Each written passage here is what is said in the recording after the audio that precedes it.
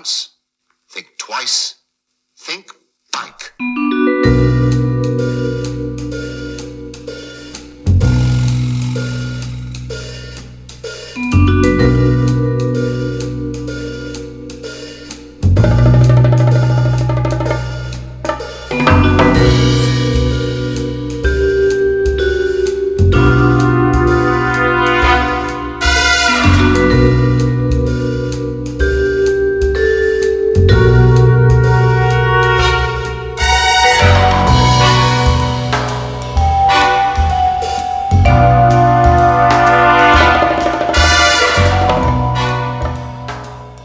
Welcome to episode 54 of the Horror Double Bill, the podcast where each week we pair two movies to create something greater than the sum of their parts.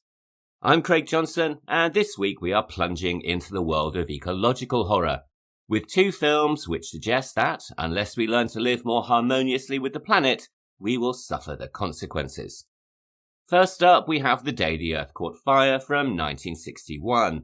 This was directed by Val Guest and stars Edward Judd, Janet Monroe, Leo McKern, Michael Goodliffe and Bernard Braden. And then we follow this with our first Australian movie on the podcast, which is Long Weekend from 1978. This was written by Everett De Roche, directed by Colin Eggleston, and stars Peter Hargraves and Briony Behets. Along the way, we'll be discussing the career of writer-director Val Guest, Australian censorship of horror in the last half of the 20th century, the birth of the Australian horror movement, the career of screenwriter Everett De Roche, and much, much more. But before we do any of that though, as always, I'd just like to mention the main sources that I've used in researching this week's episode, and of course all sources will be listed or linked in the show notes. So when discussing The Day the Earth Caught Fire, I have referred to the book British Science Fiction Cinema, edited by IQ Hunter, interviews and special features on the Blu-ray release of the film from the British Film Institute, and interviews and articles on the websites theguardian.com, historyproject.org.uk, ajb007.co.uk, bfi.org.uk, and nzpetesmatchshot.blogspot.com. And when discussing Long Weekend, I have referred heavily to the book Australian Horror Films 1973 to 2010 by Peter Shelley, Australian Gothic, A Cinema of Horrors by Jonathan Rayner, interviews and special features on the Blu-ray release of the film from Second Sight Films, and interviews and articles from the National Archives of Australia and the websites censorsofcinema.com, cinemaaustralia.com.au, cineexcess.co.uk and littlewhitelies.com. And as usual, I've also referred to the IMDb and Wikipedia pages, and also this week the Australian Film Institute pages for the movie's cast and crew. Screenwriter and director Val Guest is probably best known to some for his work with British studio Hammer, for whom he directed 14 movies. These include the Quatermass Experiment in 1955 and its follow-up, Quatermass 2, in 1957, as well as cryptid horror The Abominable Snowman, also in 1957, and their dinosaur fantasy When Dinosaurs Ruled the Earth, released in 1970.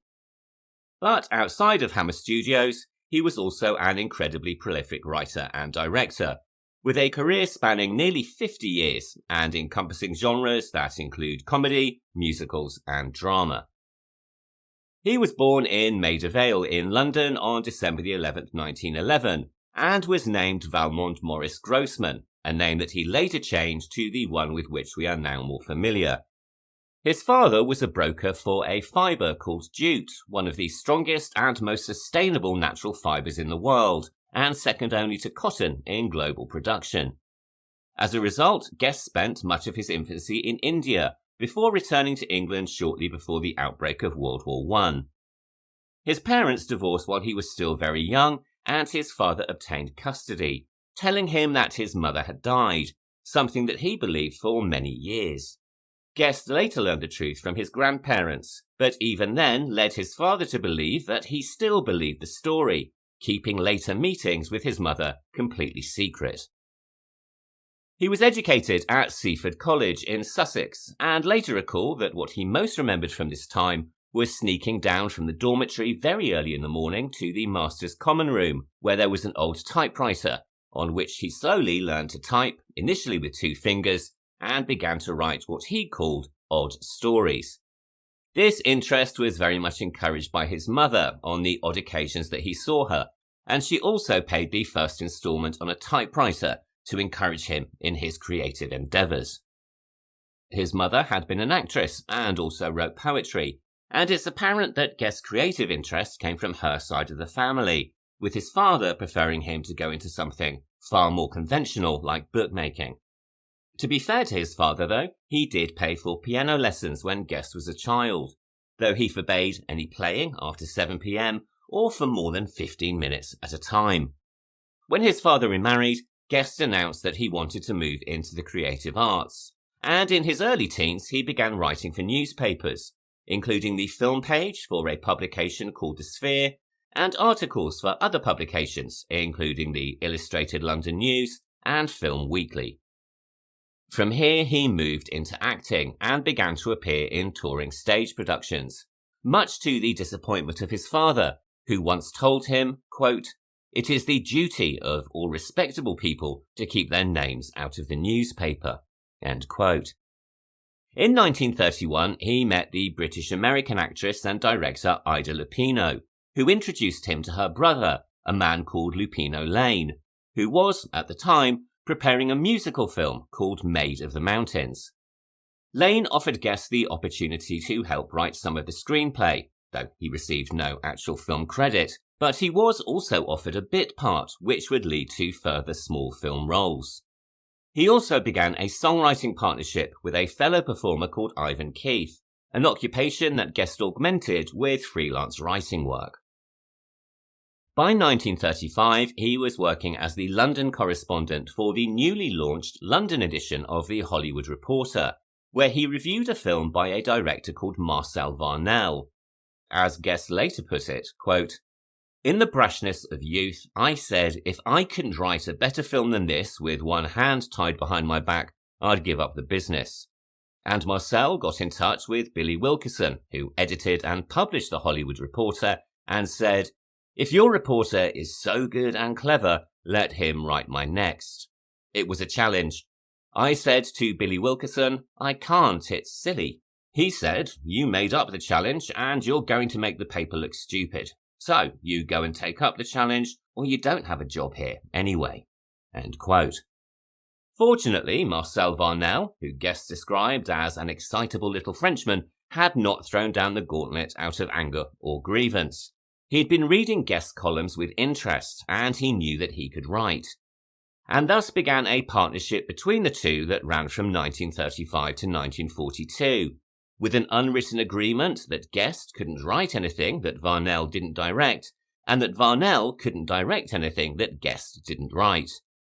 Their first film together was called No Monkey Business, released in 1935, followed by a musical called Public Nuisance No. 1. Guest would later say that it was through Varnell that he truly learned his trade, saying that he did more than just write every picture. He also did odd second unit shots that he was occasionally allowed to film. It was with Varnell that Guest began working at a British studio called Gainsborough, where he co-wrote screenplays and also did occasional second unit directing. These included several films starring the British comedy actor Will Hay, including Oh Mr. Porter and Good Morning Boys in 1937, Ask a Policeman in 1939, and The Ghost of St. Michael's in 1941. Apparently, Will Hay was so impressed with Guest's writing and his second unit direction that he gave him the director's chair that Guest used for the rest of his career. At around the same time, Guest also co-wrote the screenplay for a wartime propaganda film called The Ghost Train, which was released in 1941, which starred British music hall performer Arthur Askey, who would also go on to star in Guest's first feature as a director. This was a film called Miss London Limited, released in 1943. Guest followed this with a run of British movies, working across multiple genres and developing a reputation as a disciplined and versatile craftsman who could turn his hand to comedy, musical, drama, and in 1955, science fiction. This was the Quatermass Experiment, a movie I've discussed many times now over the course of this podcast without actually ever covering it fully, although by this point I'm not sure I have that much more to say. As we know, it was this movie which saw Hammer shift from low-budget B-movies into the world of science fiction and then ultimately horror. It was based on a Nigel Kneale BBC series and was initially written by an American called Richard Landau, though Guest would later extensively revise the screenplay. Guest also took the director's chair, but, as he wasn't really a fan of science fiction, was initially unenthusiastic about the project. However, he did rather reluctantly take copies of Nigel Kneale's TV scripts with him away on holiday, although he had to be persuaded to read them by his then wife. Impressed by what he eventually read, and happy to be offered an opportunity to break away from directing comedy movies, he took on the assignment, deciding that he wanted to make a wild story more believable by shooting it in a style which he called, quote-unquote, science fact. Taking this documentary-style approach, in a later interview he said that his plan had been, quote, to shoot it as though a television company had said, go out and cover this story.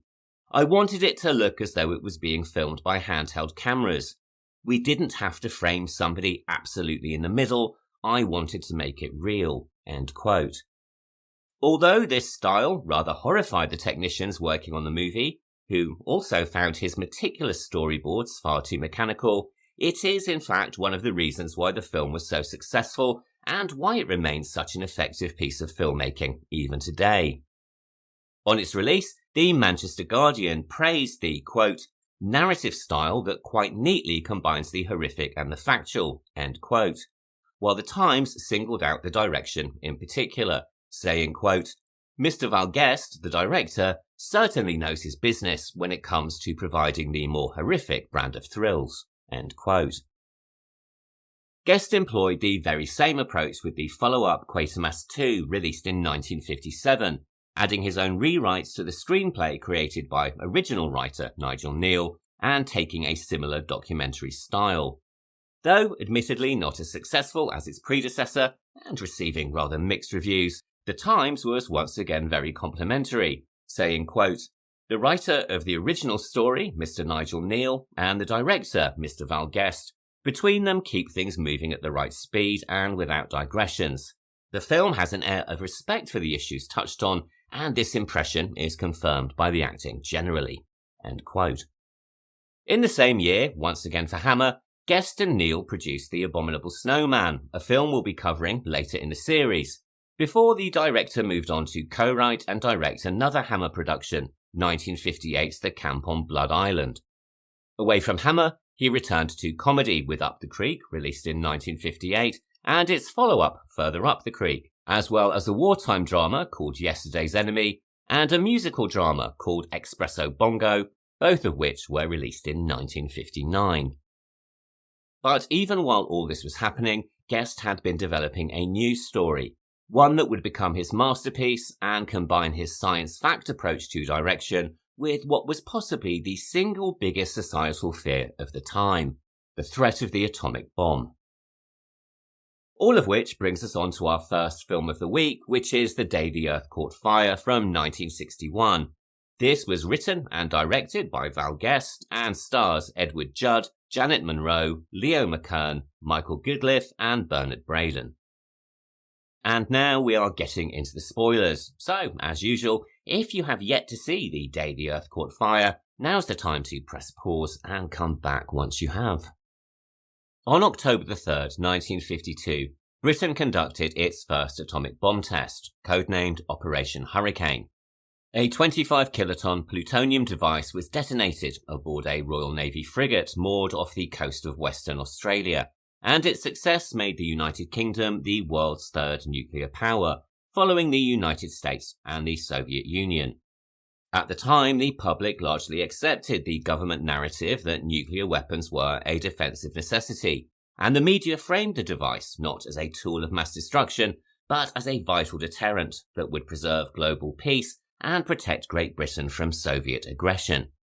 In the period following World War II, in which the country was enduring economic austerity, food rationing, and a noticeable decline in its global empire, the test was hailed by the press and the public as a major triumph, definitive proof that Britain remained a global superpower capable of matching the achievements of both the USA and the USSR. But not everyone was convinced, and voices of dissent began to appear in the letters pages of the national newspapers. Dissent that prompted Guest to begin writing this week's film. He was inspired, he said, quote, by all these people writing to the Times and saying how all these atomic tests were changing the atmosphere and the weather, and other people were saying, what absolute rubbish. But I suddenly thought, what if these tests did do that? What would happen then? End quote. The threat of the atomic bomb, ever present since the explosions on Hiroshima and Nagasaki in 1945, would give rise to any number of science fiction and horror movies, including The Beast from 20,000 Fathoms in 1953, 1954's Godzilla from Japan, and Them, a giant ant movie from the USA, released in the same year. But Guest's concept and story was far more serious, a bleak and apocalyptic 20-page treatment, which, as it turned out, was a pretty hard sell to financiers. As he later put it, quote, I got the idea 8 years before I made it. It wasn't that I didn't want to do it, but in every one of those years, I made a film that was successful, and someone would say to me, what do you want to do next? When I told them about the day the Earth caught fire, they said, you must be mad. Who wants to know about bombs and things? No. Get on with the things you know how to do. And I did that for 8 years. But in the 8th year, I thought, I'm going to make this sink or swim. End quote. The central premise of the story, which is told in flashback, is that simultaneous nuclear tests conducted by the USA and USSR have given the world, as one character puts it, the biggest jolt since the Ice Age. This jolt has tilted the planet by 11 degrees and also knocked it out of orbit, sending the Earth on a slow but inevitable trajectory closer to the Sun. A rather overblown premise, one might first assume, but the brilliance of Guest's story and his direction is to ground that premise in everyday reality, building on his science fact approach to filmmaking while also drawing on his years of working as a journalist. Unlike many science fiction movies of the time, and indeed many of those that followed, the film isn't centred around heroic pilots, earnest scientists, and government officials trying to save the day. It focuses instead on the impact of the disaster on regular people, well, journalists at least, as they firstly try to work out what the hell is going on, and then wonder exactly how the authorities are going to try to help them. While the cause of the catastrophe might stretch the realms of plausibility if looked at hard enough, the consequences, given the extent of present-day climate change, seem like apt prophecy. This puts the day the Earth caught fire in the same space as other climate change scenarios, like 2004's The Day After Tomorrow, though I would argue that here the catastrophe is presented through a far more realistic lens. After all, no one is running frantically to escape menacing permafrost in this film. In a later interview, Guest explained the political subtext of his story, which was not an argument for the left or the right, but one that sided with humanity itself, saying, quote, the only politics in it were to say that the only war that mankind couldn't fight was God, was the elements, and the only way to defeat that was if mankind got together to fight that common enemy. That was what we've done to the elements, the atomic bombs. It was saying mankind can do this, so why doesn't mankind get together and see some sense? End quote.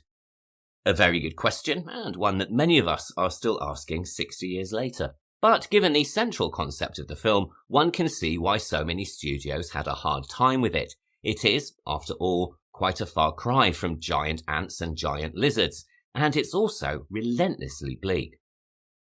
Eventually, though, one producer saw the opportunity. This was a man called Stephen Palos, who, with fellow producers Michael Balkan and Max Seton, created a production company called Pax Films and began to put funding together. Guest also put up his profits from the musical Espresso Bongo as collateral. all of which led film production company British Lion, who had originally turned the project down, to eventually invest. Guest completed the screenplay with a writer called Wolf Mankiewicz, with whom he had worked on Espresso Bongo, and after 8 years of trying to get his story made, The Day the Earth Caught Fire finally went into pre-production. The Day the Earth Caught Fire begins not in black and white, but in burning tones of orange and yellow, as, anticipating the opening of 28 Days Later by nearly 40 years, the camera pans across a deserted city of London and a dried-out River Thames. Unlike Danny Boyle's Apocalypse, though, much of this is achieved through matte paintings and composite techniques courtesy of Les Bowie, often considered the pioneer of UK special effects work. Bowie was supported by matte artist Roy Capel, who had provided uncredited special effects on the Quatermass experiment, and who would go on to work on films including Alien, Brazil, Highlander, and Tim Burton's 1989 version of Batman. There's no theme music, save for an ominous sustained hum in the background, and very little sound, except an announcement from a police car moving slowly through the deserted streets around Piccadilly Circus. 10:41, 19 minutes before countdown. 19 minutes. However, despite the extensive use of matte paintings, some of the abandoned city was filmed as live, and this was in the scenes involving parts of Fleet Street, which, to viewers outside of the UK, is, or was at the time, the home of most of the national newspapers. It is this street from which one can see St Paul's Cathedral in the background, and filming here was achieved not by shooting early morning like Danny Boyle, but by filming midweek and in the middle of the day. According to Val Guest, the authorities allowed them to clear the street for just 2 minutes at a time. Quote, "What we would do is we would have a truck full of fuller's earth and dirt and rubble. When we were ready to go, and our actors had rehearsed, we'd say, right, ready, and the truck with fuller's earth would go up Fleet Street with all the props shoveling fuller's earth all over, so that there was dust all over the street. And as the truck went up, 2 motorcycle cops followed, one on each side of the road, and then a whistle went, and I had 2 minutes of no traffic to do my scene, and then another whistle would go, and all the traffic would come again." End quote. It is down this street that we first meet our protagonist, Pete Stenning, sweating profusely as he walks slowly into view, although this particular shot is once again achieved through the effects work of Bowie and Capel. And though we do not yet know his character's name, as he appears the credit announces the actor playing him, a bold orange text that says quite simply, "Introducing Edward Judd." Up to this point, Edward Judd was an actor who had appeared largely in bit parts and uncredited film roles, but he had also done some work on television. It was through one of these TV parts that he first came to guest attention, and his casting in this film propelled him to mainstream success. But unfortunately, his career very much peaked with this film, though he did appear in several other movies across the 1960s and early 1970s. These include First Men in the Moon in 1964, sci-fi horror Island of Terror in 1966, the disappointing Hammer movie The Vengeance of She, released in 1968, and the Amicus anthology film The Vault of Horror in 1973. After this, he drifted somewhat into obscurity, appearing mainly on British TV through the 1970s, including a public information advert about road safety, which gave us the Easter egg at the opening of this week's episode. As to why his career never really took off, it would appear that he had only himself to blame. Following his starring role in this film, he was signed to a long-term contract with Columbia Pictures, but according to Val Guest, quote, "He was such a pain in the ass to everybody. He had an enormous opinion of himself, and he was his own worst enemy. Columbia just loaned him out here and there, and then let him go." End quote.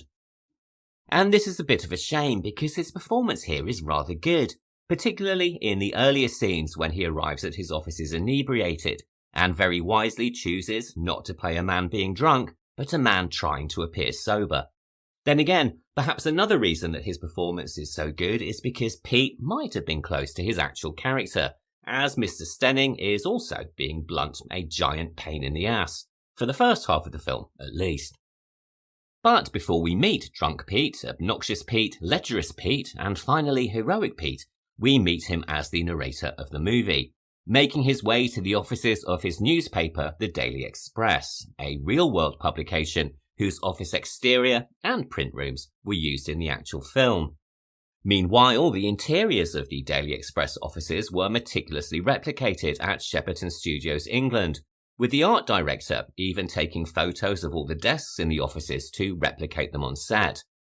And this meticulous attention to detail also extends to the signage in the newsroom, which announces, quote, "Impact, get it in your first sentence, get it in your headlines, and in pictures most of all," end quote. Something that pretty much sums up the directing style of the entire movie. But the Daily Express also provided more than just the setting. Former Express editor Arthur Christensen acted as a technical consultant on the film. He also obtained film clearance with the owner of the Express newspapers and also appears as a version of himself in the role of editor Jeff Jefferson. And that's a name out of Spider-Man if ever I've heard one. But whether this was wise casting or not is really down to the viewer, and according to guests, they were very much split down the middle on his inclusion. Quote, "Some people said it was a brilliant offbeat performance, and others said how fucking awful. We had terrible trouble with him. The poor guy couldn't remember a line. I wrote them everywhere for him, and we finally did it almost line by line. I didn't expect him to be in such terror, and he was. The first day he wasn't in terror, and we'd gone so far by then. He started to get that terror when he realised that he'd bitten off more than he could chew, and then it was too late." End quote. But, as always, I'm getting a little ahead of myself. Back to the opening of the film. Pete makes his way to the newsroom and attempts to type his story, though with the typewriter ribbons disintegrating in the heat, he doesn't get very far. He calls down to the switchboard where we are introduced to Heroine Jeannie, appearing backlit in a semi-transparent dress as she wanders dazed and exhausted to answer his call. Jeannie is played by Janet Monroe, a British actress who had begun her career on BBC TV before moving on to roles in low-budget feature films, including 1958's The Trollenberg Terror, also known as The Crawling Eye. In the same year, she was cast as the female lead in Disney's Darby O'Gill and the Little People, and this led to a 5-year contract with Disney, during which she appeared in the films Third Man on the Mountain, released in 1959, and Swiss Family Robinson, released in 1960. Her contract with Disney ended early, something that Monroe said was very much her decision, but it appears more likely it was Disney's choice, as by that stage they had decided to make a star out of another British actress, Hayley Mills. Her choice or not though, she was very keen to break away from the squeaky clean Disney image and move into more adult roles, an opportunity presented by this film which she grabbed with both hands. As Guest later said, the role of Jeannie was a breakout one for her, allowing her to, quote, "be a genuine character and not just a sexless Disney virgin," end quote. Hence one imagines her backlit entrance, as well as a brief topless moment which was filmed twice. The first time in which she appears momentarily topless for countries with more progressive censorship laws, and then with her modesty covered by a towel for the American release. According to Guest on the Blu-ray commentary, Monroe found these scenes incredibly liberating, as when working for Disney, the wardrobe team had apparently bound her breasts down to create the illusion that she was still a child. However, Jeannie is far more than just eye candy, love interest, or damsel in distress. Though she does adopt these roles at one stage or another, she is also a very rounded character, knowing her own mind, independent, and rebuffing Pete's clumsy attempts at seduction. This is quite the rarity for science fiction movies of the time, and indeed many films of the period altogether. Admittedly, she does succumb eventually, giving us a romance subplot as well as the unnatural disaster, but at least she slaps him in the face, tells him not to act so desperate, and makes him sleep in the bathtub beforehand. Call transferred through to the copy desk, Pete begins to narrate his story, as the image swims before the camera and gradually shifts to more conventional black and white. Quote, "It is exactly 30 minutes since the corrective bombs were detonated. Within the next few hours, the world will know whether this is the end or another beginning, the rebirth of man or his final obituary.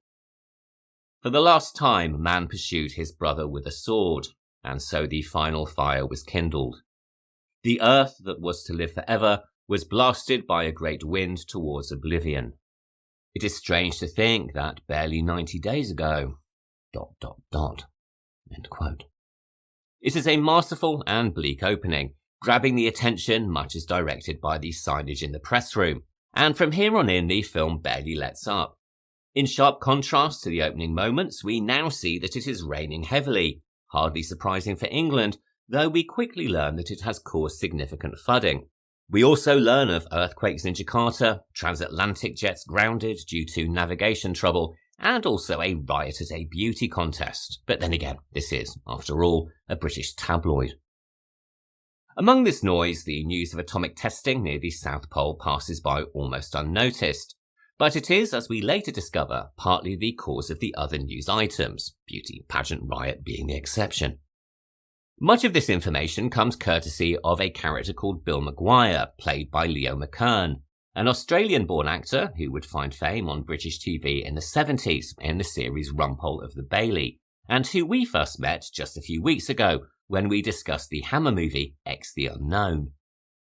He is very much the wise older man of the press office, acting as a father figure to Pete, who even calls him Dad at one point, covering up his many foibles, and even writing copy under his name to keep him out of trouble with the boss. Later, Val Guest would recall that McKern, who he considered part of his personal film repertory company, was an incredibly natural actor and very real, and that he was also blessed with a photographic memory. Quote, "He would come in the morning, and he could read the whole day's work just once, and he knew it. And not only did he know his own lines, but he knew everyone else's, which infuriated some of them." End quote. It is Bill Maguire who largely pieces the narrative together, initially at least, realising that the Russian bomb tests have happened at the same time as the American ones, and providing a very helpful deconstruction of what is happening for the benefit of his editor, his colleagues, and also the audience. Before that, though, he also sets up the political subtext of the movie, complaining about 17,000 protest letters, which sets the film very much in the days of Ban the Bomb. Although the first British bomb tests were greeted with support, on the whole, from the general public and the media, the Campaign for Nuclear Disarmament, or CND, officially began in Britain on the 17th of February 1958. This was at a massive public launch meeting in Westminster, London, which drew an estimated 5,000 attendees. The movement quickly propelled itself into the public consciousness with its first protest march, beginning on Good Friday in April of the same year, which saw thousands walk from the Atomic Weapons Research Establishment at Aldermaston in Berkshire, England, to Trafalgar Square in London, where they attended a mass demonstration.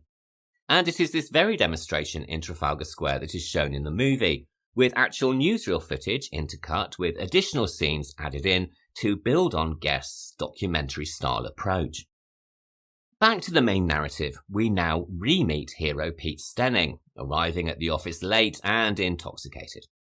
After being sent to the Met Office to research sunspots, barging his way into various offices like a bull in a china shop, and getting a slap in the face from Jeannie, Pete returns to the paper and then goes for a drink with Bill in Harry's Bar, a real-life pub just off Fleet Street, the interiors of which were used for filming.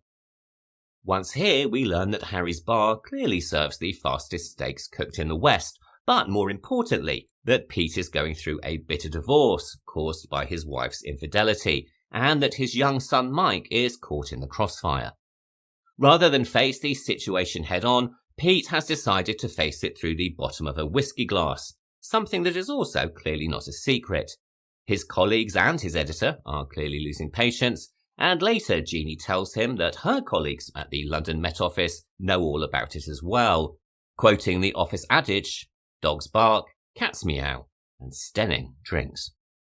Pete is very much a misanthropic character in the mould of many kitchen sink dramas of the time. In fact, a review in the Monthly Film Bulletin, when the movie was released, called him quote-unquote the angry young man of Fleet Street. And though he is eventually saved, either by the love of a good woman or by the knowledge that the world is probably ending, he does manage to get in a few bitter and pithy exchanges along the way. These include that people only care about the news when it becomes personal, and that they are only interested in knowing about the, quote, filthy, self-destructive force humanity carries around, rotting in its belly, when it's all too late. End quote. The good woman who saves him is, of course, Jeannie, who he first insults over the telephone when trying to be put through to the Met Office, and who rewards him when they meet in person with a sharp slap around the face. However, she gradually relents on their next meeting in Battersea Park, and by this stage, we've started to soften a little towards him as well, having seen him spend time with his estranged son Mike. Like Fleet Street and Harry's Bar, Battersea Park is one of the many real locations across London that was used for filming, and it's also where one of the early weather anomalies of the movie first appears on screen. This is a bank of heat mist that rises from the Thames and blankets the city, and indeed, as we later discover, the majority of Europe. And it was achieved initially through the use of fog machines, all of which were used without the prior approval of the authorities. That's probably bad enough, but filming also took place on the same day as the opening of the Chelsea Flower Show, located just across the river over Chelsea Bridge. As Guest would later describe it, quote, "So of course the police were sent because of the Chelsea Flower Show, and I still had one more tracking shot and one very important shot to do in the fog. So the police were there saying, 'Stop, this must stop immediately.' So I sent my assistant, my production manager, and my location managers to talk to the police and to argue with the police just to keep them busy while we finished the shots. And eventually we did finish the shots, and they said, 'Take those out at once.' And so we did." End quote. Sadly, this instruction does mean that the fog emerging across the Thames had to be completed through special effects work, and the end results are far less than satisfactory, even for effects supervisor Les Bowie, who would later say, quote, "We did the scene with travelling mats, but the result had fringing around it and looks awful. So I wanted to do it again, but they said no, they couldn't afford the money."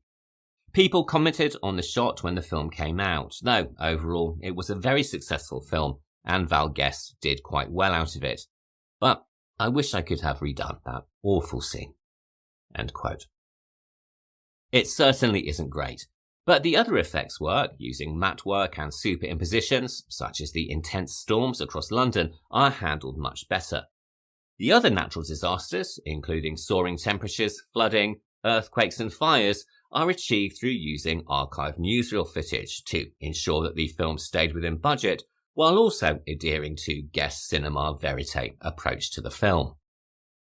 The mist is from the melting of the polar ice caps, caused by the Earth being knocked off its axis by the simultaneous bomb tests. Jeannie learns of this from her job at the Met Office and then reveals it to Peter, and he then dutifully prints it in the newspaper, despite his promises to do otherwise. This leads to her being temporarily arrested, but more significantly, the headline, "World Tips Over," is followed by rioting and public disorder, something that the Prime Minister of England tries to quell with a deliberately ludicrous, and these days actually rather realistic, address to the nation. Quote, "I felt it necessary to speak to you, if only to stop the many wild and irresponsible rumours precipitated by a general lack of facts. There has indeed been a displacement in the direction of the polar axis. But it is not a catastrophe, nor is it the millennium. Geologists and astronomers have had evidence that the tilt of the Earth has been altered more than once in the history of its evolution, and it has survived them all. What does this mean to us in our daily lives? Well, some of the seasons, as we know them, may be disturbed and change their intensity. This displacement has undoubtedly brought some regions nearer to the polar circle, while others have been carried further from it. But I have the utmost confidence that the world's scientists can produce solutions for any of the climatic problems we are likely to meet. I know that many of you are blaming the combined effects of nuclear tests for this disturbance of the motion of the Earth. I must tell you that the majority of the world's scientists deny that this is the cause. However, I would be failing in my duty if I did not admit to you that there are many others who believe it could have been. But whatever the rights or whatever the wrongs, the four major powers have now reached unconditional agreement to cancel further tests, experiments, manufacture, and work on nuclear projects. I ask you now to face the future calmly and constructively, remembering that here in Britain, at least, the weather is something we are used to coping with. End quote. Sound familiar, anyone? No wonder those listening, include Stenning and Bill, respond with, I wonder who writes his punchlines and what they'll do to get votes. The riots initiated by the news of the tilt to the Axis are, of course, but a drop in the ocean compared to the civil unrest that emerges later.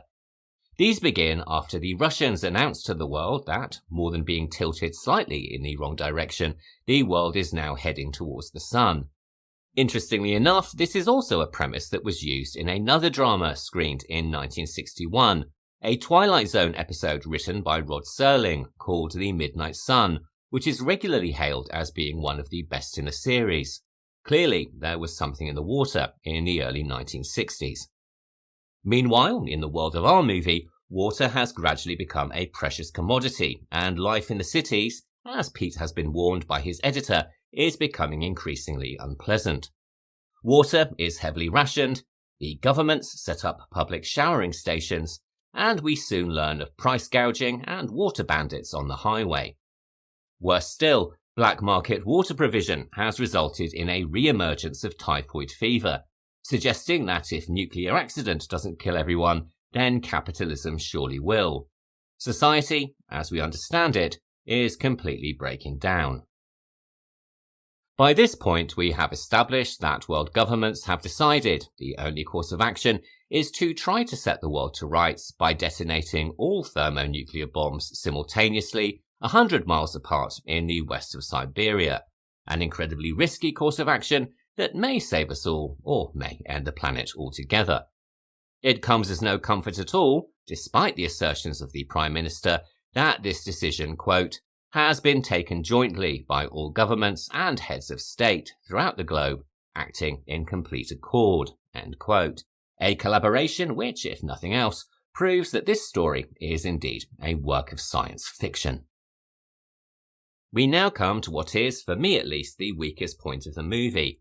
Leaving the office to find Jeannie, Pete is warned by a very young Michael Caine in an early screen role to be careful on the streets of Chelsea, and not just because of the overpriced shops. Sure enough, when he arrives, he is mobbed in an unintentionally amusing scene, suggesting the worst that London has to offer in terms of rioters is a bunch of beatniks playing incredibly bad 1950s jazz. It's unfortunate, and as I say, it's also unintentionally laugh-inducing, coming as it does near the climax of what so far has been a very tense portrayal of society on its last legs. This then takes us full circle to the orange-yellow tinted beginning of the film, as Pete, Jeannie, Bill, and the management of Harry's bar wait out the countdown that will take mankind in one direction or another. And as the countdown sounds, we see more matte paintings of London, Moscow, Paris, and New York, all deserted and all in disarray. After the bombs go off, we return once more to Pete at his desk in the offices of the Daily Express, finishing his story, which acts as a statement for the world, and also as a statement about his personal journey through the course of the film. Quote, "So man has sown the wind and reaped the whirlwind. Perhaps in the next few hours there will be no remembrance of the past and no hope for the future that might have been. All the works of man will be consumed in the great fire out of which he was created. But perhaps at the heart of the burning light into which he has thrust his world, there is a heart that cares more for him than he has ever cared for himself. And if there is a future for man, insensitive as he is, proud and defiant in his pursuit of power, let him resolve to live it lovingly, for he knows well how to do so. Then he may say once more, truly the light is sweet, and what a pleasant thing it is for the eyes to see the sun." End quote. As he speaks, the camera tracks through the print room of the Express newspaper, and we see 2 front pages waiting to hit the press, one with a message of doom and the other a message of salvation. We never discover which one will be printed, nor whether the church bells ringing as the movie closes sing for our victory or our demise. There are no end credits, just a fade to black. The Day the Earth Caught Fire opened in London in November 1961 and in the USA a few months later, in March 1962. In the UK, it was given an X certificate due to Monroe's partial nudity, which led Guest to suggest to John Trevelyan, the head of the BBFC, that censors must have dirty minds, to which Trevelyan replied, "Yes, well, we're paid to." Overall, reviews were very positive. Variety praised the direction, the performances, and the special effects work, while the Monthly Film Bulletin called it far more than just another piece of science fiction entertainment, going on to say that it was, quote, an important motion picture about the frightening fate awaiting mankind today, end quote. A financial success at the box office, it also earned Val Guest and co-writer Wolf Mankiewicz a BAFTA, and the director later referred to it as the favourite of all of his films. Val Guest continued to write and direct for another 24 years in pretty much any genre one can imagine. When asked about this in later interviews, he said he had been inspired to work in this way by advice given to him by the great Noel Coward, who told him that it was a mistake to, quote, ever come out of the same hole twice, end quote. And so, accordingly, his work encompasses pandemic movies, James Bond spoofs, disaster adventures, British sex comedies, and also Sherlock Holmes mysteries. His final directing credits were on a 1984 British TV series called The Hammer House of Mystery and Suspense, most of which were released as standalone episodes in the USA. His episodes, Mark of the Devil, Child's Play, and specifically one called In Possession, are the best of what was admittedly a hit-and-miss series, and if you get the opportunity, I suggest you check them out. In Possession, in particular, is magnificently creepy, and has some fantastic nightmare sequences which linger long after the final credits roll. He passed away from prostate cancer on the 10th of May 2006 in Palm Springs, California. He was 94 years old. All of which brings us on to our second film of the week, which is Long Weekend from 1978. This stars John Hargraves and Briony Behets, was written by Everett De Roche, and was directed by Colin Eggleston. As I mentioned at the beginning of the episode, this is our first Australian movie of the series, but it certainly isn't going to be the last. Since the early 2000s, Australian horror has found increasing international critical and commercial success, including Wolf Creek in 2005, Lake Mungo in 2008, 2014's The Babadook, 2020's Relic, and the incredible Talk to Me and Bring Her Back from the Filippo brothers, which were released in 2022 and 2025 respectively. However, for many years this wasn't the case, as the first proper Australian horror talking picture wasn't released until 1973. This is a relatively late start when compared with the US and Europe, even when compared with the horror output from Spain, which, as we know, was delayed by the strict censorship imposed by the Franco regime. And strangely enough, despite lacking a nationalist dictatorship, a similar reason lay behind Australia's rather late entry into genre cinema. Because for 20 years, from 1948 to 1968, horror cinema was banned altogether. The first true Australian feature film was released in 1906 and was a biographical crime drama called The Story of the Kelly Gang, which, at a runtime of 70 minutes, is now widely regarded as the first full-length narrative feature film. Following the infamous Ned Kelly and his gang, it was an enormous success, recouping its budget from the first 3 screenings alone, and setting the stage for a series of films that are classified as bushranger films. We can loosely describe these as Australian westerns, largely set during the 19th century and focusing on charismatic outlaws or noble bandits. The success of the story of the Kelly Gang in the cities led to its being toured across Australia, establishing cinema as a lucrative commercial enterprise in the country and leading to a surge in localised filmmaking. From here on in, Australia began its first golden age of cinema, with 84 narrative films made between 1910 and 1912 alone. But not everyone was happy with the film's success, and many groups, including governing bodies and the police, saw it as glorifying criminal behaviour, leading to immediate bans in parts of the country. In fact, the outcry against this film, and others of its kind, was so intense that in 1912, bushranger films were banned altogether across both New South Wales and Victoria, setting the tone for what would happen later. In addition to bushranger films, which occasionally and very progressively depicted female protagonists, other popular genres included the prison or convict movie, like 1908's For the Term of His Natural Life, and mining dramas like 1907's Eureka Stockade. After the outbreak of World War I, Australian cinema pivoted to propaganda stories, and then after the war, these were quickly replaced by comedies and escapist narratives designed to take people's minds away from the aftermath of the conflict. The first silent Australian horror arrived, depending on how you interpret horror, either in 1912 with The Strangler's Grip or in 1919 with The Face at the Window.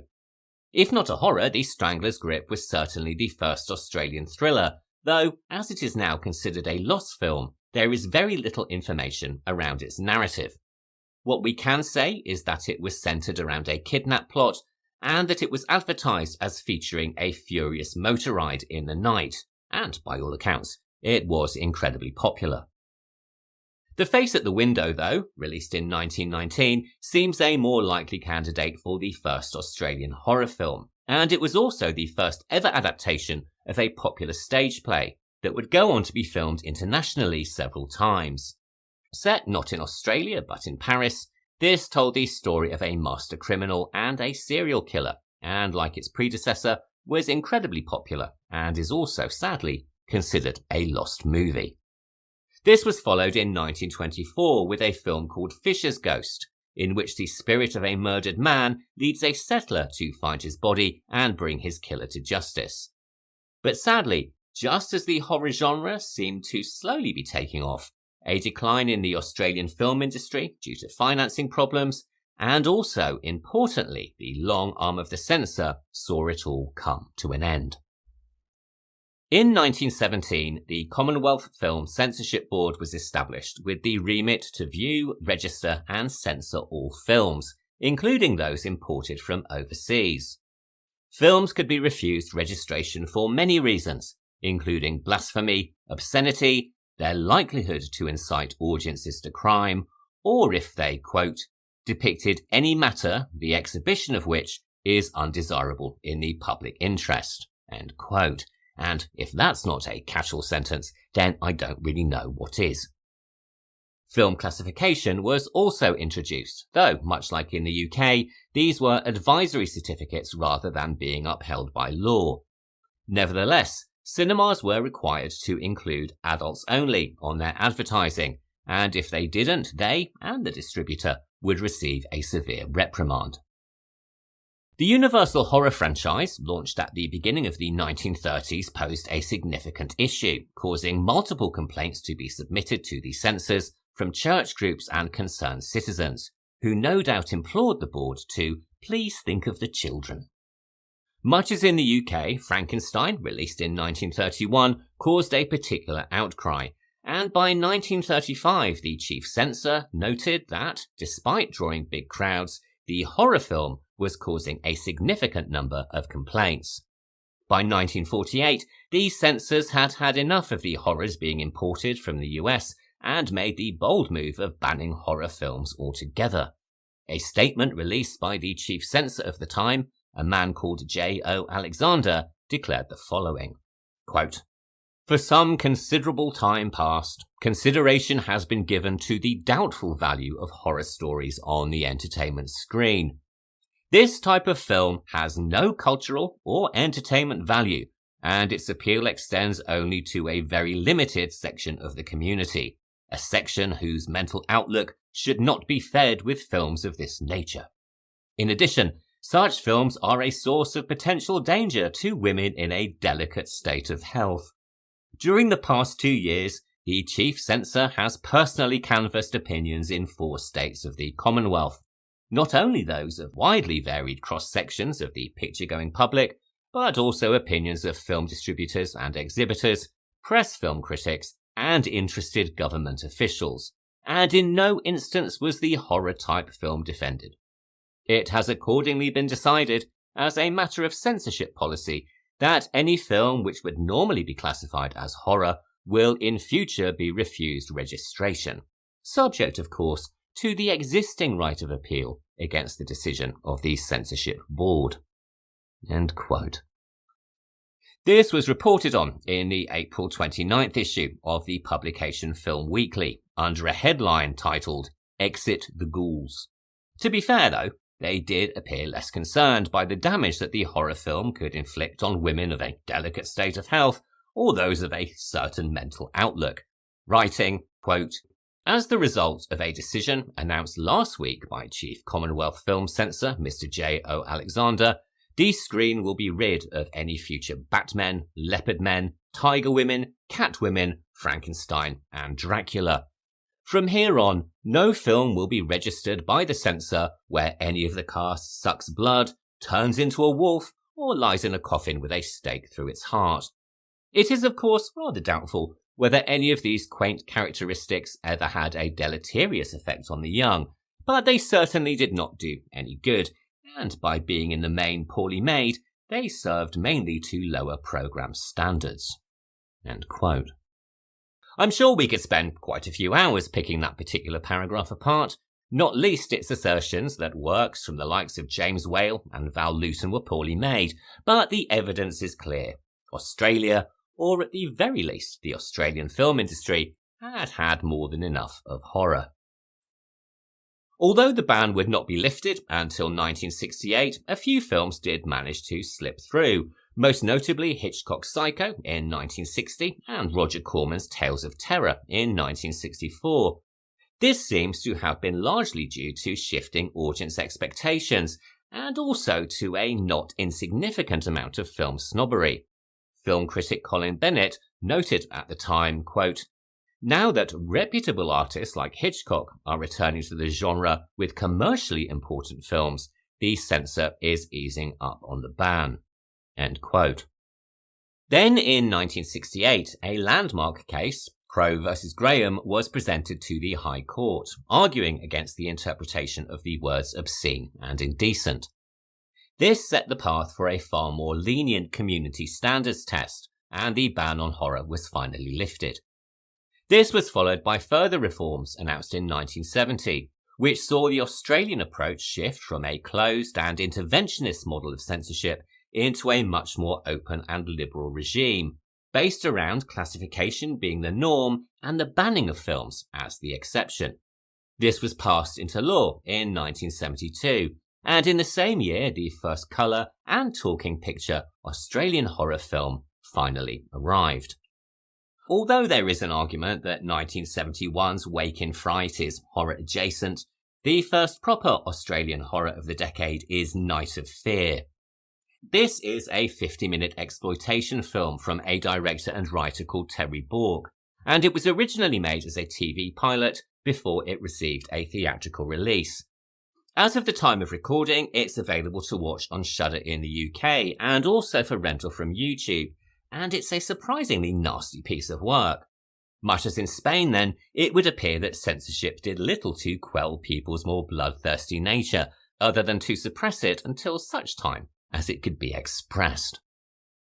This is the story of a character known only in the credits as the Girl, being pursued relentlessly by a killer known only in the credits as the Man, with other characters listed only as the Girl Rider, the Lover, the Truckie, and the Garage Attendant. It also has no dialogue, and is therefore a film that is less about characters and more purely about situation. It will probably come as no surprise, given the country's history with such materials, that it was banned on its original release. However, the ban was overturned on appeal, giving the marketing department a ready-made promotional campaign, with posters declaring it, quote, the film they didn't want you to see, end quote. It saw reasonable success at independent cinemas and drive-ins, and also marked the cinematic debut of actress Briony Behets, who stars as Marcia in the second of this week's films, Long Weekend. It's not a great movie, in my opinion, though interestingly, given it was released earlier, it has many similarities, tonally and stylistically, to the Texas Chainsaw Massacre, and also anticipates Greg McLean's ultra-nasty Wolf Creek, which would be released 3 decades later. In 1974, at the Sydney Film Festival, director Peter Weir gave audiences The Cars That Ate Paris, which was released in the US under the title The Cars That Eat People. Weir would go on to direct Picnic at Hanging Rock in 1975, The Last Wave in 1977, and then Hollywood heavy hitters like 1985's Witness and 1998's The Truman Show. This film marks his feature debut, and it's a pitch-black comedy horror about a town which profiteers by engineering the car accidents of passing visitors. It's possibly best known for the spiked car used in marketing publicity in video stores in the 1980s, and was also the inspiration for Roger Corman's Death Race 2000, released a year later in 1975. And although it struggled to find distribution in Australia on its release, it's gone on to, of course, become something of a cult classic. Also in 1974, Inn of the Damned, set in an 1896 mining community, gave us the first Australian horror western, the story of innkeepers murdering their guests, which was written and directed by Terry Bork, the same man who gave us Night of Fear.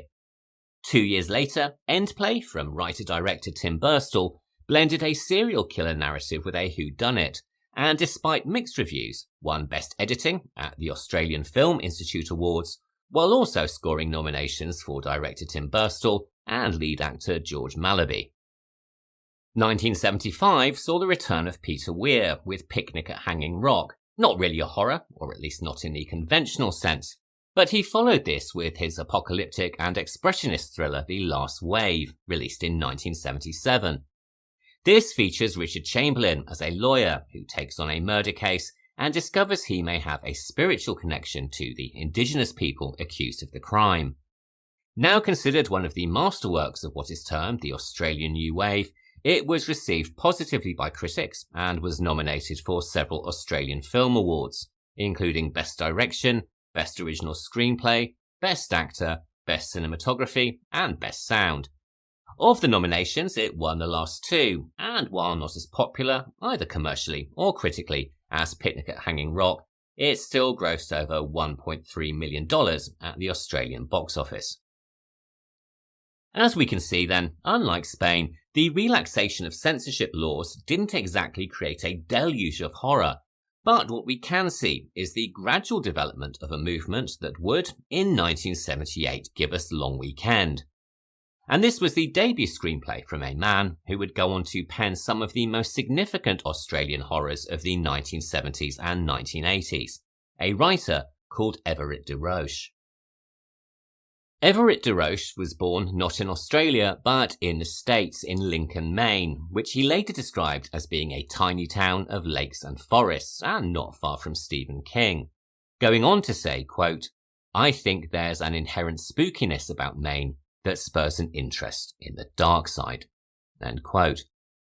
When he was just 10 years old, he was taken out of school with a suspected heart murmur and spent much time at home with a private tutor, who introduced him to reading through the works of Robert Louis Stevenson, Mark Twain, and importantly, Edgar Allan Poe. He has said that this experience opened up a whole new world of imagination to him, saying, quote, "Poe with his floridly macabre impressionism, Twain with his humour and mastery of misery, and Stevenson with his swift storytelling, I thought, hey, I can do that." End quote. Later, he returned to school, where he found he could get attention and make people laugh by, as he put it, just writing words on paper. Describing this as the kind of attention that was usually only reserved for the school's football stars, he says that he never stopped writing from that point forward.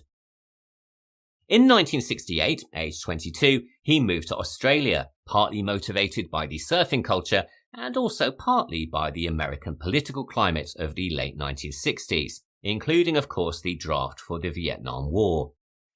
Arriving ahead of his wife on an ocean liner and carrying a surfboard, he bought a car and headed north, where he began a career in journalism, editing a suburban weekly newspaper, and then later working for the Queensland Health Education Council, where he wrote public health material as well as a column for the Brisbane Telegraph. He moved into scriptwriting through television and a company called Crawford Productions, who were based in Melbourne and who, he heard, paid for scripts. Borrowing a typewriter from work, he wrote a speculative teleplay for a police series called Division 4. 9 months later, Crawford Productions sent him a telegram inviting him to Melbourne to try out as a scriptwriter. This trial grew into a contract and he began writing for Australian TV dramas, largely police procedurals, including Division 4, Homicide, Ryan and Matlock Police. With no formal training in screenwriting, he described the environment as being one of earn while you learn, with the fast turnover required teaching him both speed and structure. He worked as a staff writer at Crawford Productions between 1970 and 1974, and then began freelancing before establishing himself as one of the leading screenwriters of thrillers in Australia. His work has been called instrumental in leading the movement of Australian exploitation cinema, and as well as Long Weekend, his work includes Patrick, released in 1978, Harlequin, released in 1980, Road Games, released in 1981, and Razorback from 1984. And now it's time for us to get into the spoilers, so, as always, if you have yet to see Long Weekend, please tread very carefully from here on in. Long Weekend was De Roche's first feature screenplay, and it was inspired by an Easter holiday with his family at an isolated beach in New South Wales. Becoming lost on the tracks at night as they tried to find the beach itself, he began to wonder what it would be like to keep passing the same spot over and over, something that of course happens to our protagonists Peter and Marcia.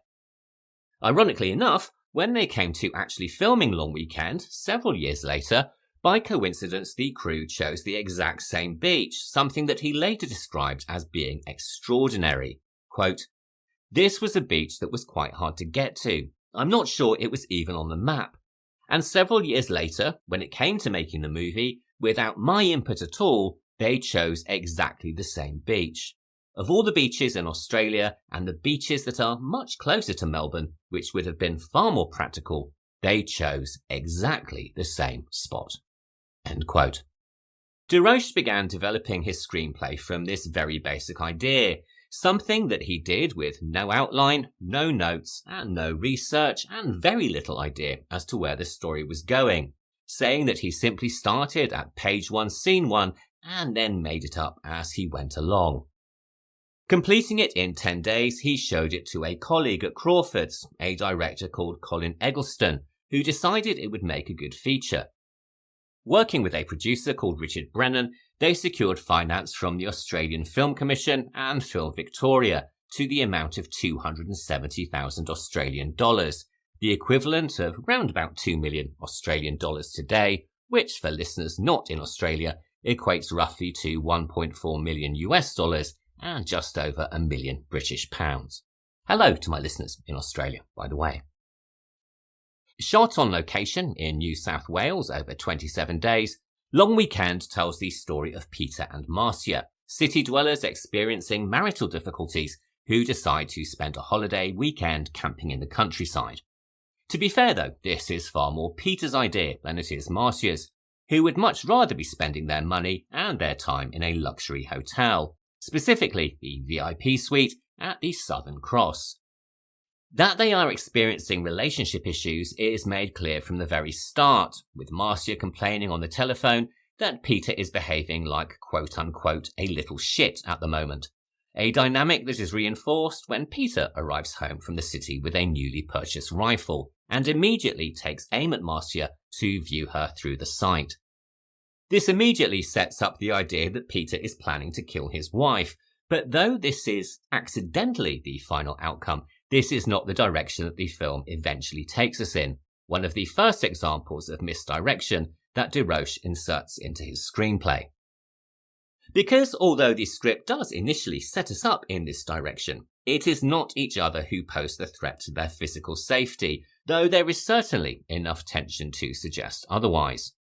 Nor is it the threat from the bar patrons they encounter on their journey, another example of misdirection which, for a moment at least, suggests that we are in for a backwards horror in the style of Deliverance.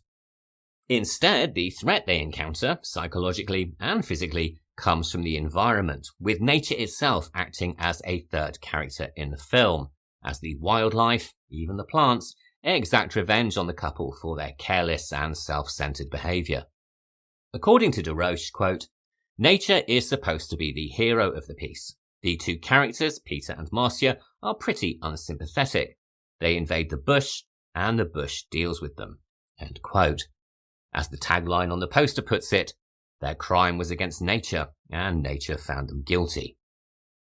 That being said though, De Roche was also quick to point out that Long Weekend is not supposed to be a preachy environmental statement, calling it instead a very condensed way of saying that nature is quite capable of looking after itself if man gets too out of line. There are portents of this throughout the first third of the movie, even before the couple leave for their destination. Following a long opening shot of a spider crab climbing a rock face, the movie cuts to John leaving the city, bidding farewell to a mysterious woman and disrupting a flock of birds with his car engine. This is followed by a sequence of Peter stuck in traffic, which is reminiscent of the opening of 1974's The Living Dead at Manchester Morgue, and then the camera abruptly cuts to the close-up of a fern, which we soon discover is a house plant being watered in the bath as Marcia prepares for their weekend getaway. Here, nature is being fettered and domesticated, a state of affairs that, in the final and circular shot of the movie, is shown to be only temporary. As Marcia walks through the house, in a scene which proves that 1970s interior design was indeed brown and orange, a news report in the background tells of a flock of cockatoos attacking houses in Sydney and causing extensive damage, something which subtly hints at the apocalyptic scenario posited by Alfred Hitchcock's The Birds.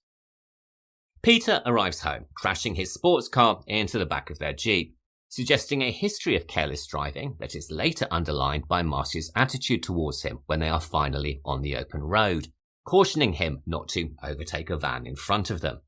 And she clearly has good reason to be wary. When she eventually falls asleep on the journey, Peter is momentarily distracted and runs into a kangaroo, another portent of trouble ahead, while also demonstrating the couple's rather careless attitude towards their surroundings. They are, indeed, a truly unpleasant couple, both to each other and their environment, arguing incessantly, starting fires with discarded cigarettes, and running over wildlife.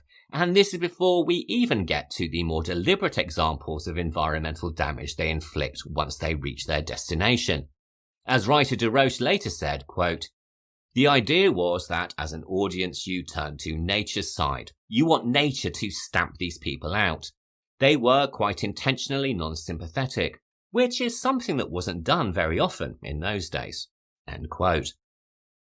Their self-centered attitude, or at least Marcia's, is even directed towards Peter's dog, Cricket, as she plans to leave her abandoned at home for 3 days, with only a bowl of dog food for sustenance while they are away. That Marcia fails to understand that a dog cannot exercise portion control is testimony to her willful ignorance of the animal kingdom, and is behaviour that is sure to enrage even the most casual of animal lovers, and pretty much marks her for death within the first 10 minutes. As they head to their destination, we are witness to no small amount of tension between the two. Though the original screenplay contained a prologue which explained the reason for their marital discord, this was cut out altogether, and we are left to surmise the reason for their problems as the narrative progresses. As it does, we infer that they have been playing at swinging, very 1970s, with their neighbours, Mark and Frida, something which Peter seems to have initiated because of an attraction to the female of the couple, though, as it turns out, it was Mark and Marcia who became a little bit too close.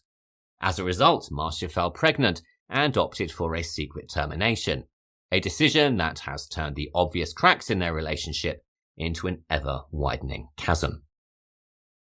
Peter is played by John Hargraves, who began a career in teaching before switching over to acting, and who would go on to have a successful career in Australian film and television.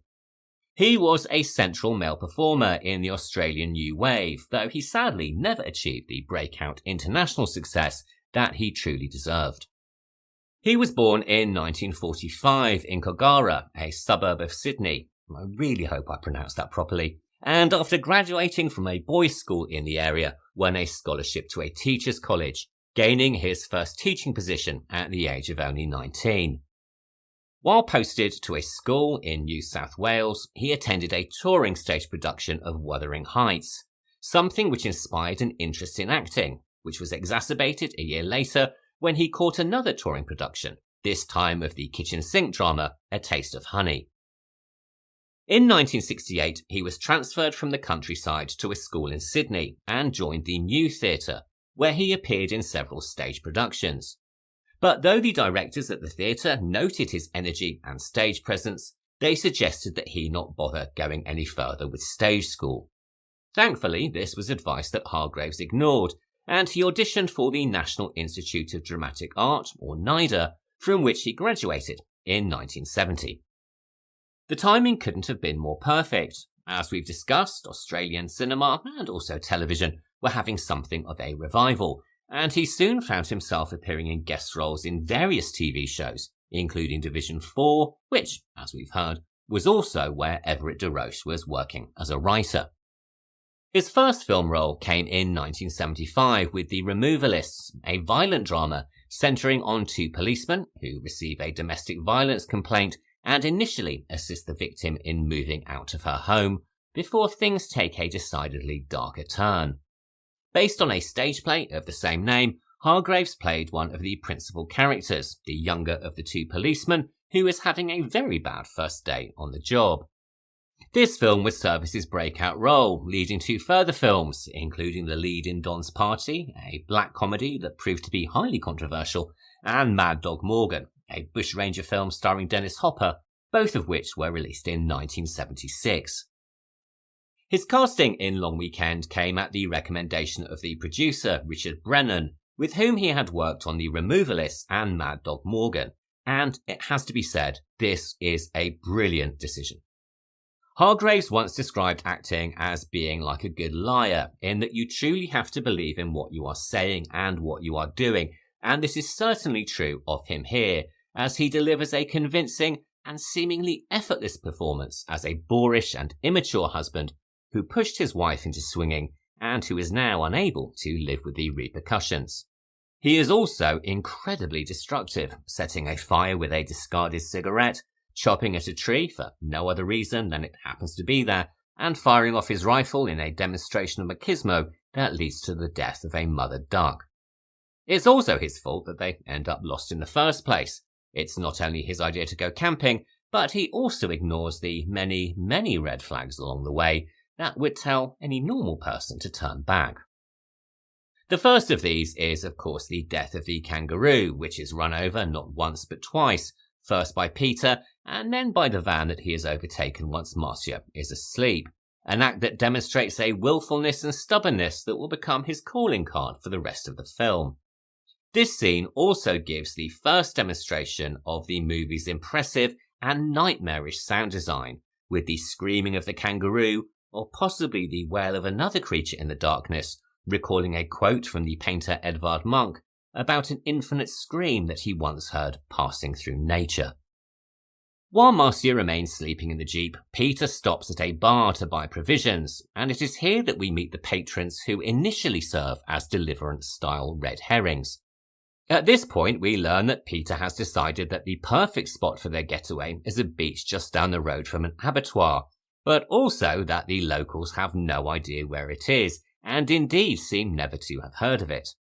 Initially, at least, our Deliverance detectives suggest that the locals might be lying, something that seems reinforced by the menacing way they stare at the couple as they drive off to the darkness.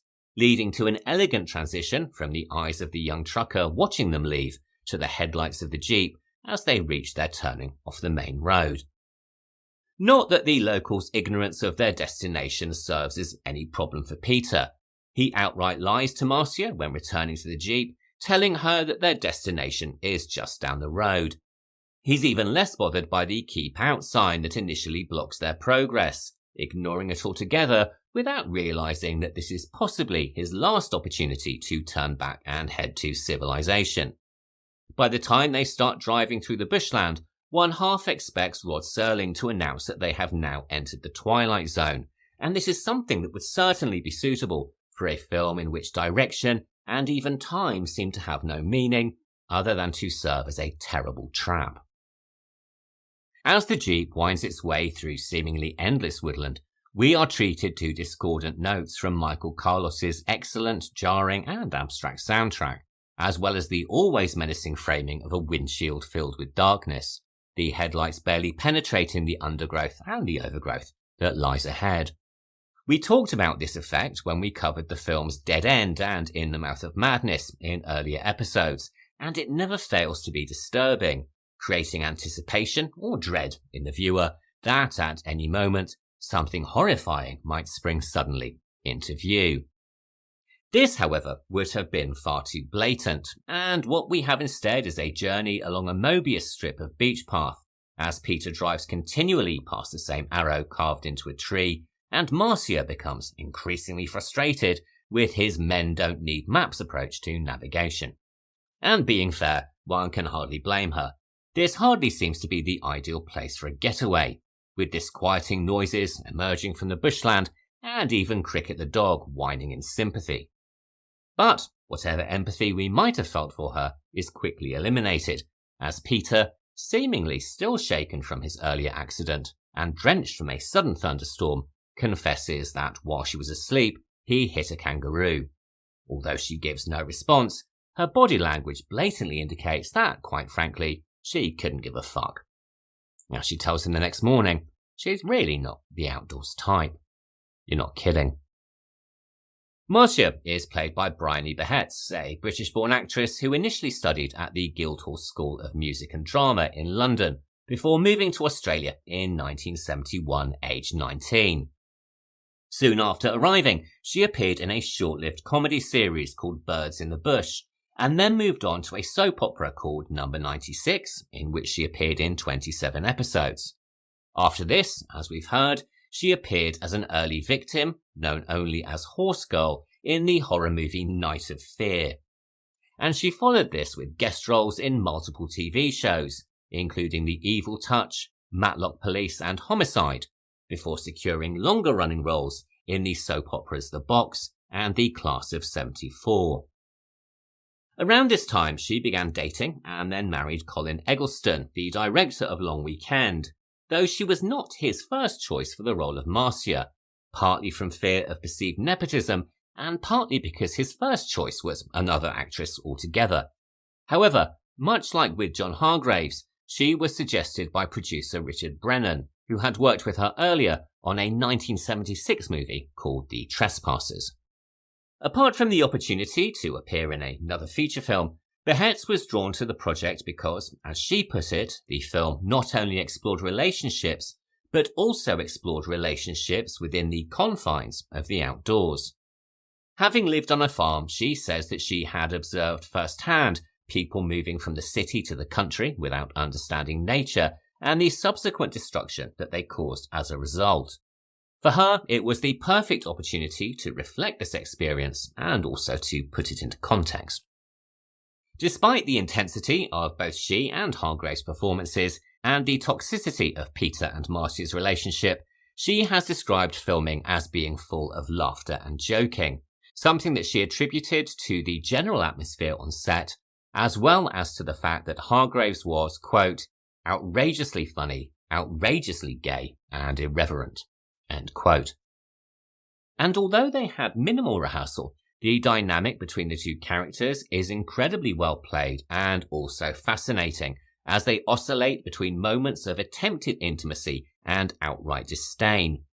Even the seemingly small gesture of her silently lighting a cigarette for him as he drives suggests a shared connection, though all of these moments are very fleeting and quickly punctured by animosity. Two such examples occur the next morning, when Marcia wakes to find that Peter has set up camp just a few yards away from where they have spent the night sleeping in the Jeep.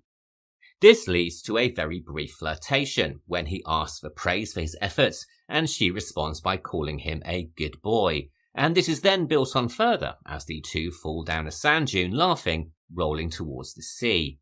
Of course it doesn't last, but at the very least it is a brief respite from their endless bickering, showing a softness to the characters that might have made us more empathetic had they not been such truly wretched people. We can see that they were probably once a pair who did indeed care for each other, and that elements of this remain buried somewhere, though, as I say, the moments are very fleeting and quickly punctured by insults and animosity. And even the choice of their insults is illuminating, as they resort to terms like pig, rat, tortoise, and tomcat as pejoratives, showing their contempt for the natural world as well as for each other. Their arrival at their destination allows director Eggleston and cinematographer Vincent Morton to fully illustrate the beauty of the Australian landscape, something that we have glimpsed briefly before the opening credits and which is captured here in widescreen Panavision. This was certainly rare for a low-budget movie, as it was felt by the backers that it would harm its eventual transfer onto television. But it was fought for greatly by Morton and Brennan, and it's very good that they did, as the cinematography allows them to capture the expansive landscape, in which our two intruders seem increasingly marooned and insignificant. This choice is something that Brennan credits as giving the film its longevity, making a micro-budget movie seem far more expensive, and giving it a scale that would not have been achieved using more conventional filming techniques. Another innovation was the use of Steadicam, allowing the camera to follow John as he runs through the undergrowth later in the movie, while also providing similar subjective shots to those we see in Halloween, which was filmed using similar camera techniques at around the same time in the States. Here, though, the subjective viewpoint is not that of a mad killer, but of nature itself, with the camera ducking down behind bushes and at one point giving a literal bird's eye view of the couple from the trees. But even surrounded by the beauty of the shoreline, the two cannot help but wallow in wanton acts of destruction. When Marcia first awakes at the campsite, Peter is chopping at a tree, and when she asks for his reason, his response is simply, "Why not?" Soon after, Marcia attacks the resident ants with insecticide, and Peter throws his empty beer bottles into the ocean. Though it has to be said that these are of little significance compared with the acts of slaughter he commits carelessly with the previously mentioned killing of the mother duck, and deliberately when he shoots at a dark shape in the water. This turns out to not be a shark, as first suspected, but instead a dugong or a sea cow, a harmless animal whose death leaves the lapping waves frothing red with blood. Soon after, the animal washes up onto the shoreline, and in a series of creepy moments, the body seems to edge its way closer to the camp when no one is looking, something which the writer Kim Newman has described as coming straight from the pages of the writer M.R. James. Marcia also finds an eagle egg in the sand and thoughtlessly carries it around before bringing it back to camp, leading to an attack on Peter as the bird tries to reclaim its unborn young. This prompts Marcia to throw the egg and smash it against a nearby tree, revealing it to have been fully fertilized, as blood and dark matter slowly slide down the tree trunk. This is clearly designed to be analogous with Marcia's decision to terminate her pregnancy, and being honest is the one problematic aspect of the film, equating her decision with her hatred of nature and leading to a clumsy exchange between she and Peter that could have been left as subtext rather than being said aloud. Other examples include the dugong itself, which we learn was female and probably has a pup in the ocean, giving an explanation for the wailing sound that keeps them up at night. Like I say, it all feels a bit clumsy and also incredibly judgmental. As Marcia herself says later, "Spare me the grotty symbolism." The haunting cries of the dugong's abandoned pup, a rapidly defrosting chicken which decays overnight, and a malfunctioning spear gun which misfires dangerously close to Marcia suggest that the land is not so much retaliating as it is haunted. We soon discover that Peter and Marcia are not its only victims. A discarded doll on the shoreline, covered in lichen, seems incredibly ominous, especially given its missing limbs. All signs point to this being the final remnant of other visitors to the area, most likely people from the camper van that Peter spots parked some distance down the shore. After being attacked by the eagle, and then unusually by a possum, Peter, who has so far been obstinately determined to stay as long as possible, finally concedes to Marcia's request to leave early, but not before they drive along the coastline to pay a visit to their as yet unseen neighbours. As they drive along the coast, Peter sings the opening refrain of the Teddy Bear's Picnic. If you go down to the woods today, you're sure of a big surprise. Meanwhile, the radio tells of atomic testing in China, yet more evidence of man's inability to live harmoniously with the planet, and which of course acts as a recall to the first of this week's movies. On arriving at their destination, they see that the camper, once parked on the shoreline, is now being reclaimed by the ocean, suggesting that despite our belief in our own superiority, nature will eventually reclaim us all. This is taken a step further when Peter discovers an abandoned campsite, strangely and seemingly suddenly overgrown by flora, and he also finds an abandoned dog, which, despite his best efforts to retrieve it, bares its teeth menacingly, in a sign that it, like the landscape, has turned feral. Returning to the jeep, he is just in time to stop Marcia from drowning herself in the ocean, a callback to an earlier conversation where she asks him what he would have done had she actually died. We can therefore infer that this is possibly the second such attempt at suicide, but it could also be that the siren call of nature has attempted to lure her to her death. After all, as we soon discover, the occupants of the camper van have also met a watery grave, with at least one body submerged beneath the water as Peter swims out to peer into the back seat. Returning to their campsite, Marcia takes the jeep and leaves Peter behind, though, much as with their arrival, the bushland pathways have other ideas, and she begins to drive in circles. We even hear the sound of the engine close by as Peter sits mournfully alone by the fire. Backlit by red taillights and menaced by the shrieks of nature from the undergrowth, Marcia eventually crashes and then abandons the jeep, continuing her journey on foot, a decision that, unfortunately for her, takes her back towards her husband.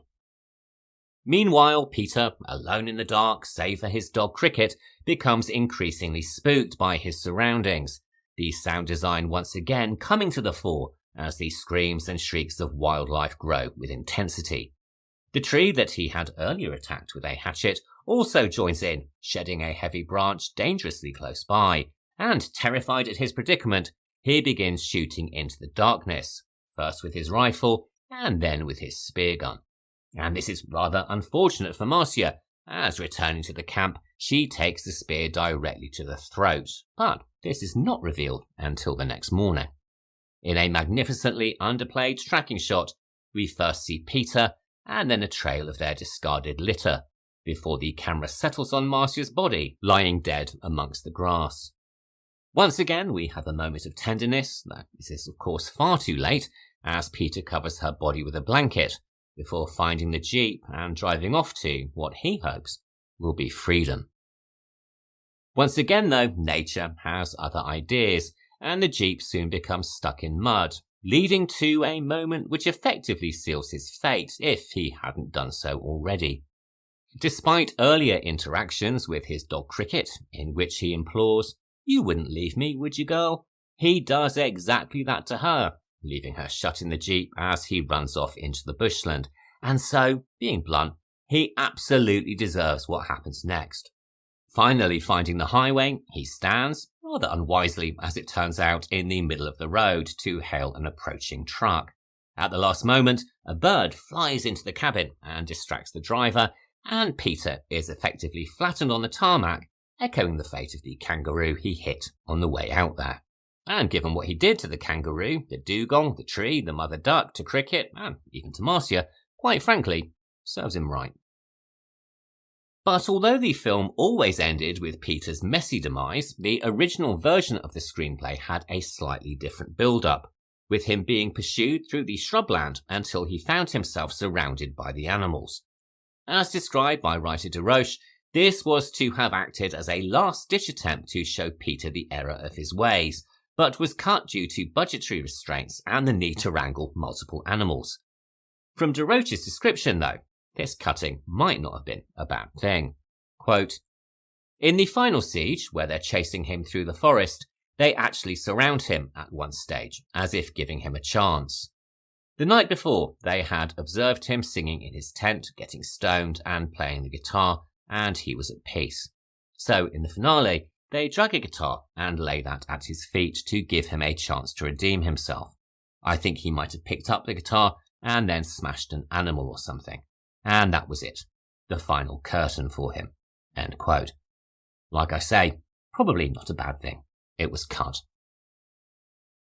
With Peter lying dead on the road, the trucker jumps from his van to see what has happened, and we see that it is in fact the young man we saw earlier in the bar, who had watched Peter and Marcia drive off into the darkness. It's a nice moment of circularity, and one that is built on as we note that his truck is filled with livestock, presumably headed to the abattoir just along the road from the beach. Is this a last example of man's inhumanity to the animal kingdom, or is it a rather ironic sick joke that Peter gets killed by a truck full of cattle? I'll let you be the judge. The final shot of the movie circles back to an earlier scene in the film, a fern growing around the spear that has impaled Marcia, referencing the plants that she watered in her bathroom. Once we are gone, the film seems to be saying, nature will continue on, and what we once tried to confine will dominate, and the world will continue to turn. Long Weekend premiered at the Sitges International Film Festival in October 1978, where it was very well received. It also won John Hargraves the Best Actor at the same event, beating Donald Pleasance for Halloween, Klaus Kinski for Nosferatu, and Laurence Olivier for Dracula. It also did incredibly well at the Avoriaz Fantastic Film Festival, where it tied with Philip Kaufman's Invasion of the Body Snatchers to win the Antenne 2 award, and was also very well received at the Cannes Film Festival, where it was purchased by 4 international distributors, making it the most commercially successful Australian film screened at the festival that year.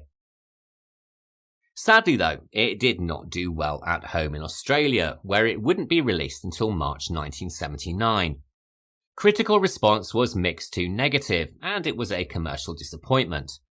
There has been much speculation as to why it did so much better overseas than at home, with some suggesting that the central characters were far too unpleasant for Australian audiences to relate to. Others have suggested that the attacks by the wildlife, which were deliberately staged to be carried out by animals that are usually harmless, like a possum and a regionally incorrect at the time Tasmanian devil, required far too much of a suspension of disbelief. Outside of Australia, of course, most people think that pretty much any animal in the country is going to kill you, so this may explain why it was embraced without such comment elsewhere. Everett De Roche, though, had a rather different opinion, saying that, quote, "Unfortunately, the bush comes across as a threat too early. It should have emerged as a threat only after the audience has sympathised with the animals.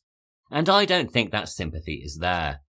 Long Weekend would have been much better if the audience had been told at the beginning that Peter and Marcia were going to die. That way, they wouldn't have to sympathise with them, and could have concerned themselves wholly with when this is going to happen. Such is the essence of suspense." End quote. Personally, I'm not sure I agree with that, as I think Peter and Marcia are marked for doom pretty much from the beginning, and they certainly don't elicit any sympathy from me. But then again, I saw the film after I knew the central conceit, so one could say that I'd already been forewarned. In any case though, the film is certainly far better than the 2008 remake, which was filmed from a revamped screenplay by Everett De Roche and was directed by Jamie Blanks, the Australian director behind 1998's Urban Legend and 2001's Valentine. I watched it relatively recently as preparation for this week's episode and really wish I hadn't bothered, and so I would probably advise you to give it a wide berth. As mentioned, Everett De Roche would go on to write many of the films that made up Australian horror in the 70s and 80s, and he continued writing screenplays into the early 2000s. His final screenplays were for the remake of Long Weekend in 2008, and then a year later, the horror movie 9 Miles Down. He died in 2014 from cancer and is survived by his wife, 6 daughters, and several grandchildren. Briony Behets has had an incredibly long and successful career in film and television, with roles in the UK, the US, and of course Australia, including Murder, She Wrote, Families, Prisoner Cell Block H, A Country Practice, The Flying Doctors, and Neighbours, in which she last appeared in 2025. John Hargraves went on to be considered one of Australia's great actors, and worked in both film and TV, though, as I mentioned earlier, he never saw the international success that he undoubtedly deserved. He did, however, win multiple awards for acting over the course of his career, going on to be awarded the Australian Film Institute's Byron Kennedy Award for Excellence in the Film Industry in 1994. He died just 2 years later, in 1996, from complications from AIDS, after contracting HIV in 1984. He was buried, at his request, with the Sitges Award he won for Long Weekend. At his funeral, fellow Australian actor Brian Brown captured Hargrave's irreverent spirit while also paying tribute to his considerable talents, saying, quote, "Geez, they might as well shoot us now. How can we better that act?" End quote. The Day the Earth Caught Fire and Long Weekend are both ecological horrors that pit man against the environment. In one, the characters are sympathetic, and in the other, they are truly horrendous. But in both films, man is very much the architect of his own demise, either through attempts at world superiority or through sheer bloody-mindedness and ignorance concerning his surroundings. Together, they remind us that despite our hubris and supposed superiority, we are in fact only visitors on this planet, and that once we overstep our boundaries, Mother Nature and the elements will redress the balance, particularly once we have clearly outstayed our welcome. All of which brings me to the end of this week's episode, so thank you very much for listening. If you've enjoyed the show, please remember to rate, review and subscribe wherever you listen to podcasts. And please remember, you can always email thehorrordouble@gmail.com and follow our Instagram account, The Horror Double Bill. Next week, we are exploring the horrors of greed and a few other cardinal sins as seen through the perspective of international folk horror. First up, we have Onibaba from Japan, which was released in 1964. This was directed by Kaneto Shindo and stars Nobuko Otawa, Jisuko Yoshimura, and Kei Sato. Then we follow this with our first film from India, which is Tumbad from 2018, and director Rihi Anilbave. This stars Soham Shah, Jyoti Malshe, and Mohammed Samad. If you'd like to watch along, you can find out where these films are streaming in your area by visiting justwatch.com. And if they're not available in your country and you have a VPN, you can also see when they might be playing in other regions. So I'll be back next Sunday for the discussion, and until then, thank you very much for listening, and have a really great week. Goodbye.